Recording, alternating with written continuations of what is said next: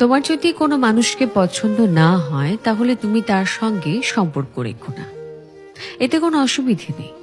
তুমি তাকে ডেকে তার মুখের ওপর বলে দাও যে তুমি তার সঙ্গে সম্পর্কটা কন্টিনিউ করতে পারছো না। হ্যাঁ, এতে হয়তো সে মানুষটার কষ্ট হবে, সে হয়তো একটা বড় ধাক্কা খাবে, কিন্তু সেটা হবে একবার। কিন্তু বারবার সে মানুষটাকে ইগনোর করা, তার ফোন মেসেজেসে রিপ্লাই না করা, ছোট ছোট মিথ্যে এক্সকিউজ দেখিয়ে তাকে মিথ্যে আশায় বেঁধে রাখা, এসব করো না। এতে সামনের মানুষটার ভেতরে ঠিক কতটা কষ্ট হয় তুমি হয়তো সেটা আন্দাজও করতে পারবে না। সামনের মানুষটার ফিলিংসকে রেসপেক্ট করো।